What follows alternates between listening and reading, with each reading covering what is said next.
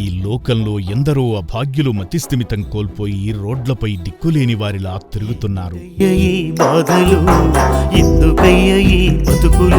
మనం చూస్తున్న ఈ అనాథ మతిహీనురాలి వ్యక్తిగత వివరాలు తెలియదు. ఈమె పరిస్థితి ఎందుకిలా అయ్యిందో తెలియదు. నెరిసిన జుట్టుతో, మట్టిపట్టిన దేహంతో, మాసిపోయిన బట్టలతో చౌటుప్పల్ రోడ్లపై దిక్కుతోచక తిరుగుతుంటే చౌటుప్పల్ పోలీసులు ఆశ్రమానికి చేర్చారు.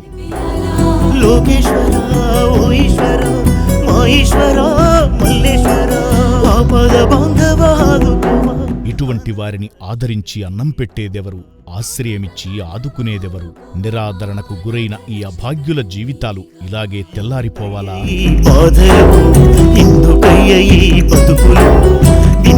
నా పేరు శ్రీనివాస్ అండి. చౌటుప్పల పెట్రోలింగ్ ఇన్ఛార్జిని. నాతో పాటు డ్రైవర్ సైజులు ఉంటాడు. అయితే డిఎస్పీ గారి అజూరెడ్డి సార్ ఉత్తర్వుల మేరకు, సిఐ గారు మన్మధ కుమార్ సార్ ఉత్తర్వుల మేరకు పెట్రోలింగ్ చేస్తుండగా మతిస్థిమితం లేకుండా ఈ లోకల్ ఇండియన్ పెట్రోల్ బంకులో తిరుగుతుందని అక్కడ స్టే అయిందని చెప్పారు. ఫోన్ చేయగా అక్కడ పోయినాం, తీసుకొని వచ్చినాము.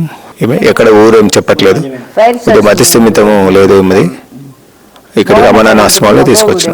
సమాజ ఆదరణకు నోచుకొని ఇటువంటి దీనులను చేరదీసి పునర్జన్మ ఇస్తోంది అమ్మానాన్న అనాథ ఆశ్రమం.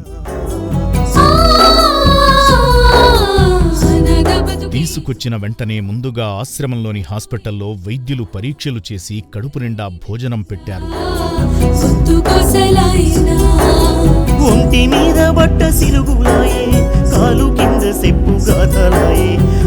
అనంతరం పునర్జన్మ కార్యక్రమంలో భాగంగా నెరిసిన జుట్టును కత్తిరించి, కాలి చేతి వేళ్ల గోళ్లను కత్తిరించి, శుభ్రంగా స్నానం చేయించి, మీలాంటి దాతలు సమర్పించిన బట్టలు ధరింపజేసి భోజనం పెట్టగా కడుపు నిండా తిన్నది.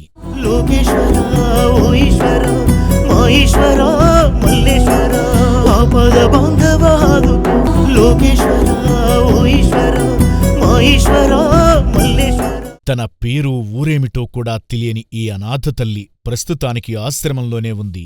ఈమె సంబంధీకులెవరైనా ఈ వీడియో చూస్తున్నట్లయితే ఆశ్రమానికి వచ్చి తీసుకువెళ్లగలరు.